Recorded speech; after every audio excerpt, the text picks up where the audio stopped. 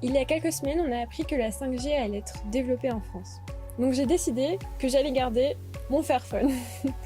Au cours des dernières années, il y a de plus en plus d'événements annonçant la sortie de nouveaux produits. Ce sont toujours des petits progrès, une nouvelle caméra, un nouveau type d'écran, de nouvelles couleurs.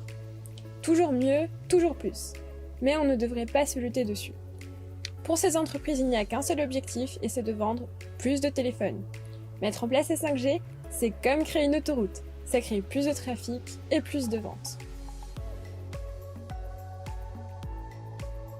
C'est difficile de ne pas s'enthousiasmer à l'idée d'avoir de nouvelles technologies.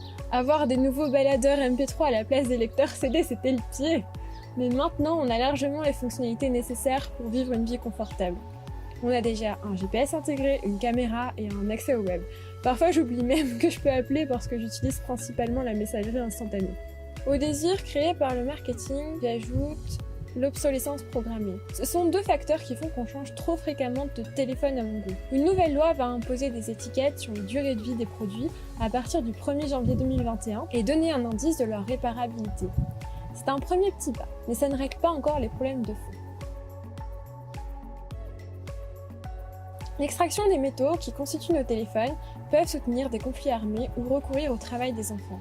En tant qu'Européenne, c'est extrêmement difficile de me rendre compte parce que les mines sont loin de mon pays et en plus, je ne sais pas ce que c'est que vivre en temps de conflit. Ce qui est sûr, c'est que ce n'est pas la vision que j'ai d'une société durable. Pour les milieux, le sol va être détruit, contaminé par l'extraction et la purification, et de grandes quantités d'eau sont polluées. Pour les travailleurs, il y a des problèmes d'hygiène, de sécurité et d'exposition aux composants toxiques, et ce, jusqu'à la fabrication. Le Fairphone ne résout pas tout, mais si tu es intéressé par la démarche, je te mets des liens en description.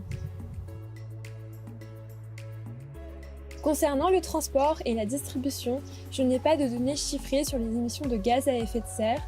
J'imagine que le bilan est important car il y a notamment une cinquantaine de métaux qui doivent rejoindre l'Inde ou le Vietnam pour la fabrication. Ensuite, ces produits sont distribués dans le monde entier, donc je devine que le bilan ne doit pas être bon.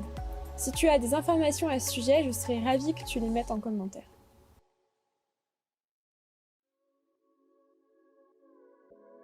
On fait face à des vrais problèmes d'optimisation. C'est 90% de la consommation d'énergie qui va à la fabrication du smartphone et seulement 10% à son usage.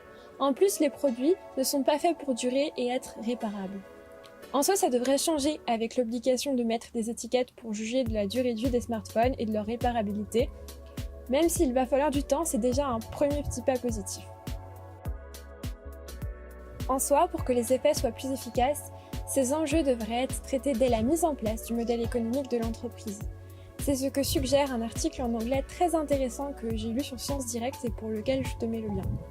En ce qui concerne la fin de vie du produit, notre système est capable de recycler seulement 10 des 50 métaux d'un smartphone dernière génération. Au total, c'est environ 80% d'un smartphone qui peut être recyclé. Dans tous les cas, la demande en téléphone neuf est trop forte pour qu'on puisse tout produire à partir des matériaux recyclés. Donc ça peut être une partie de la solution, mais ça sera certainement pas la seule. Pour les parties non recyclables, leur devenir est assez flou, ce qui pose aussi des problèmes éthiques.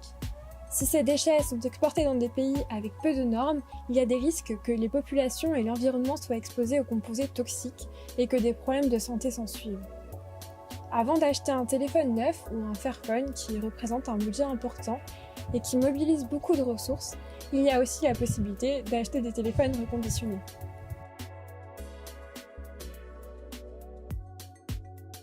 Pour ma part, je garde mon petit téléphone pour le jour où mon Fairphone sera mort.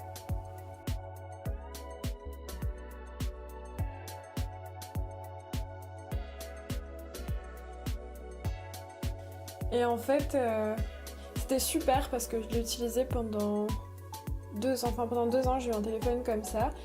Et ça m'a vraiment permis de prendre du recul et de me rendre compte que en fait, c'est hyper facile d'être addict à son téléphone. Et quand j'ai commencé à utiliser ce téléphone-là, je me suis vraiment rendu compte de l'addiction que je pouvais avoir pour les réseaux. C'est horrible. Le truc que je reproche aujourd'hui, c'est qu'il y a des applications et des services avec lesquels juste avoir ce téléphone, c'était pas possible. Il y a 2 ans, je suis partie en Italie avec un Interrail, donc c'était trop cool parce que j'ai pris le train pour voyager. Mais à un moment, j'ai loupé ma correspondance parce qu'il y avait eu du retard sur un des trains.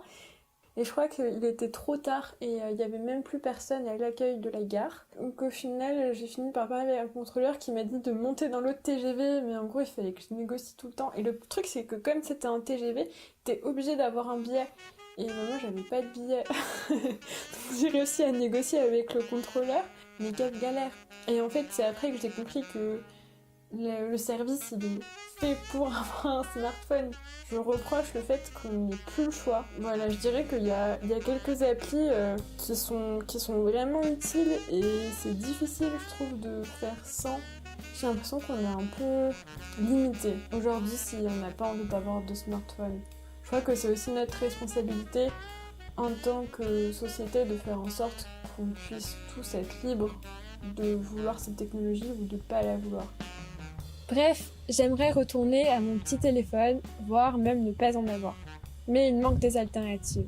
En réalisant cette vidéo, je me suis rendu compte que je me donnais beaucoup d'excuses pour avoir un smartphone, alors que je pense pouvoir faire sans en fait. Je me laisse le temps de digérer les informations et j'essaye de faire au mieux. En tout cas, chercher toutes ces données pour construire cette vidéo, ça m'a vraiment fait réfléchir et c'est peut-être le premier pas de quelque chose d'autre. Pour les téléphones qui ne sont plus utilisés, il y a une filière appelée Écosystème qui gère leur récupération. Selon l'ADEME, il y aurait entre 55 et 113 millions de téléphones qui dorment dans nos tiroirs. La première option, c'est de déposer tes anciens téléphones là où tu les as achetés ou chez un autre vendeur. Et la deuxième, c'est de directement demander un affranchissement postal à Écosystème. Cela permet d'envoyer gratuitement tes anciens téléphones. En description, je te mets le lien vers une vidéo de Solutions et Débrouilles qui a fait cette démarche. Pour les faire fun, il est possible de les renvoyer directement à l'entreprise. C'est la fin de cette vidéo. Merci d'avoir pris un temps pour regarder ce contenu. Si tu penses que ça peut intéresser d'autres personnes, tu peux le partager à tes amis, famille ou collègues. Tu peux aussi t'abonner pour ne pas manquer les prochaines vidéos et je te retrouve bientôt.